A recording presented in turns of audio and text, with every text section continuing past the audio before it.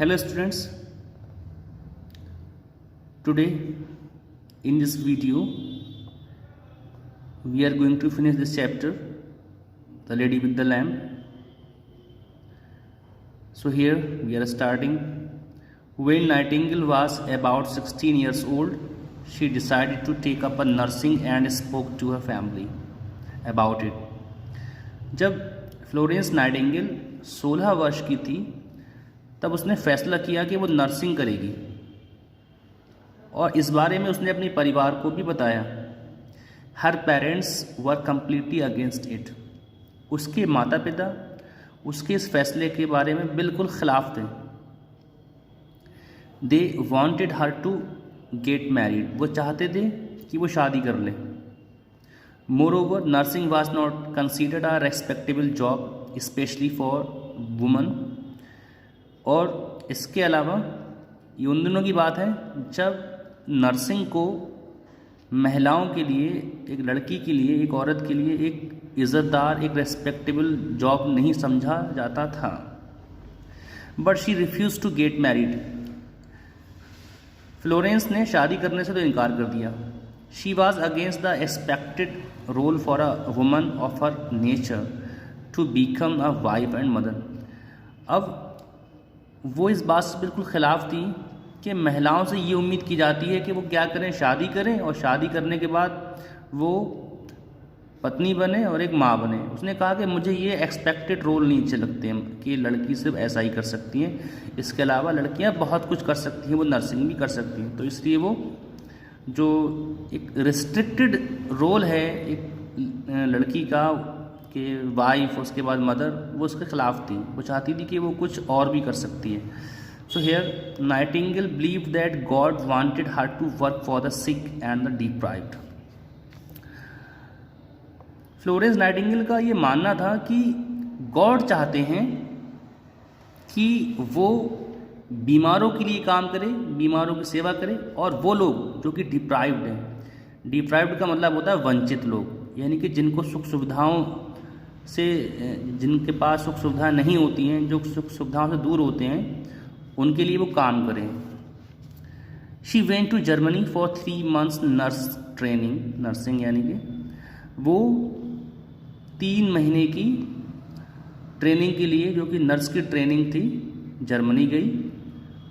After finishing the course समाप्त करने के बाद Nightingale took up a nursing job in London.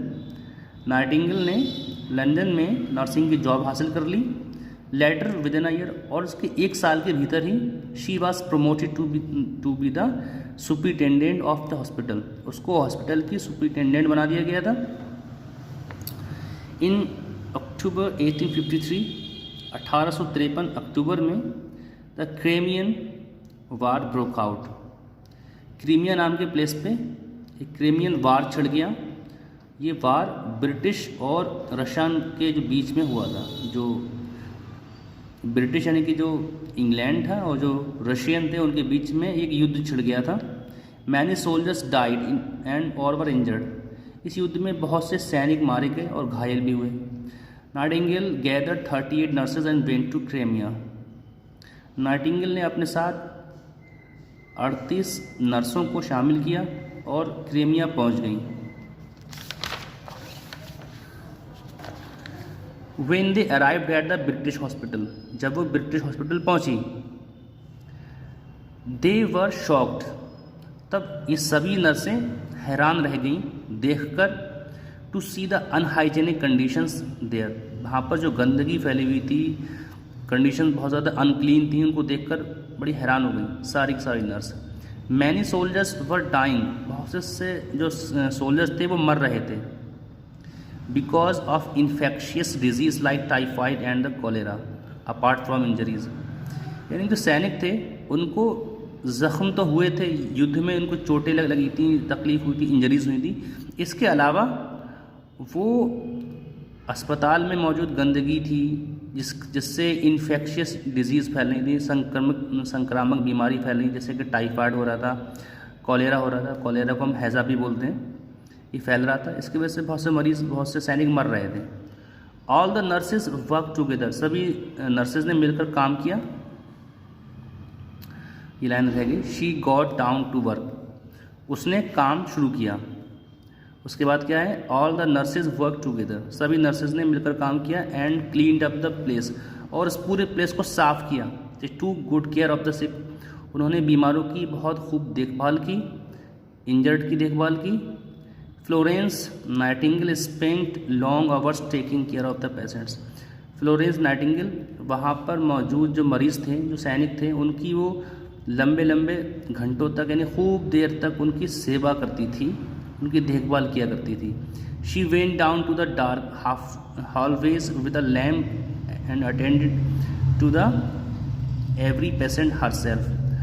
Florence Nightingale जो हॉल के बड़े बड़े गलियारे थे, जो हॉलवेज थे, उनमें उन अंधेरे गलियारों में वो लैंप लेकर जाती थी और हर पेशेंट को खुद से देखती थी, उसकी देखभाल करती थी।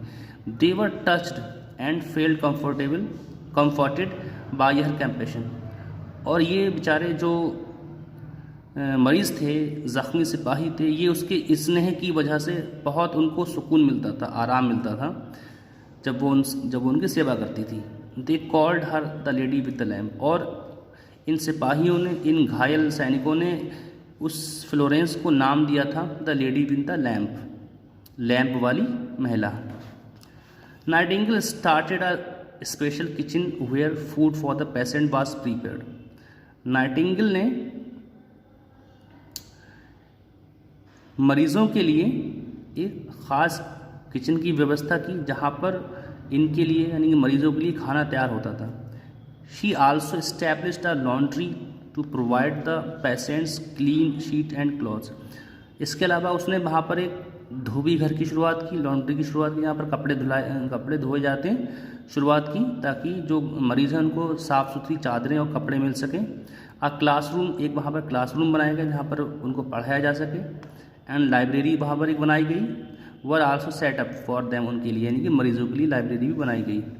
मीनवाइल, इसी बीच, she also wrote notes and reports about the need for the reforms in the military hospital. इसके अलावा वो वहीं पर बैठे बैठे क्या करती थी, वो नोट्स लिखती थी, प्रतिवेदन लिखती थी, रिपोर्ट्स लिखा करती थी कि कौन कौन से ऐसे सुधार हैं जो कि मिलिट्री हॉस्पिटल में होना चाहिए, वो लिखा करती थी।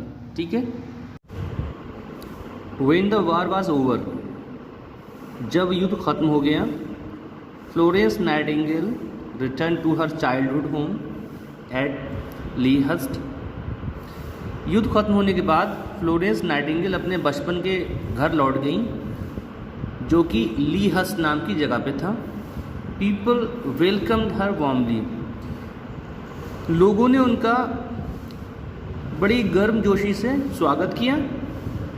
The queen rewarded her by presenting a special engraved brooch to her that was called the Nightingale Jewel, and a price of 250,000 euro from the British government। England की जो रानी थी, उन्होंने नाइटिंगेल को उसकी इस सेवा के लिए एक गहना दिया, जिसको नाइटिंगेल गहना कहा गया, और सरकार की तरफ से उनको 250,000 यूरो का एक इनाम भी दिया गया। Nightingale used the money to set up saint Thomas hospital and Nightingale training school for nurses within it. Florence Nightingale ने इस धनराशि से एक हॉस्पिटल बनाया जिसका नाम था सेंट थॉमस हॉस्पिटल, और एक Nightingale training school for nurses बनाया। Now nursing was regarded as an honourable profession even by the upper class. अब नर्सिंग को एक सम्मानजनक प्रोफेशन, पेशा समझे जाने लगा। यहाँ तक कि जो अपर क्लास के लोग थे, अब वो भी इसको एक रिस्पेक्टेड प्रोफेशन जानने लगे, समझने लगे। Nightingale took ill by the time she was 38। Nightingale 38 साल की उम्र होते होते बीमार हो गई, वो बीमार रहने लगी। However she continued to work from her bed, लेकिन फिर भी उसने अपने बिस्तर से ही अपना काम जारी रखा। And wrote notes for the improvement, और सुधार के लिए वो नोट्स लिखती रही कि क्या क्या सुधारों की आवश्यकता है। Of the conditions in the civilian hospital, और वो अस्पताल जो कि आम नागरिकों के लिए होते हैं, सिविलियंस के लिए होते हैं, उन अस्पतालों में भी सुधार की कौन सी ज़रूरतें हैं, इस पर वो नोट्स लिखती रही। इन 1908 she was conferred the order of merit by the king Edward. 1908 में उसको एक सम्मान दिया गया जो कि इसका नाम था ऑर्डर ऑफ मेरिट, इसको ये सम्मान दिया गया था। Nightingale died in 1910। नाइटिंगेल 1910 में इनकी मृत्यु हो गई, जब इनकी उम्र 90 साल की थी। लंदन में इनकी मृत्यु हो गई थी। मिनल, क्योंकि ये सारी कहानी मिनल ही पढ़ रही है, मिनल put the book down and stared at the picture of Florence Nightingale. अब मिनल ने क्या किया, किताब को तो पढ़ने के बाद रख दिया, अब वो घूर रही थी। स्टेयर का मतलब होता है लगातार देखना।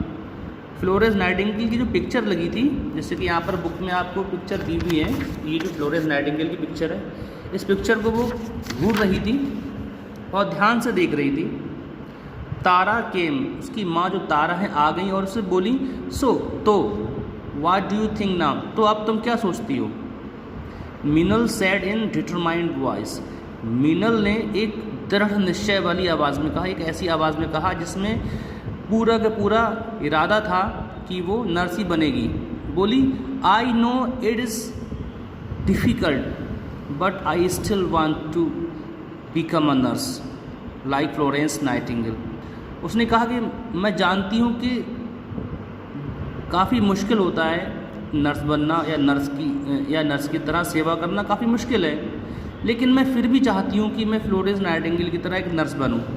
तारा put book back on the shelf and said good. Tara ने, यानी उसकी माँ ने, मिनल से उस किताब को लिया और वापस उस अलमारी में रख दी और बोली, अच्छा, अच्छी बात है अगर आप ऐसा सोचती हैं। तो यहाँ पर बच्चों हमारी स्टोरी फिनिश हो जाती है। तो यहाँ से इस चैप्टर में हमें बस ये सीखने को मिलता है कि एक नर्स की जो सेवा होती है, उसकी सर्विस होती है, वो कितनी इम्पॉर्टेंट होती है। ठीक है।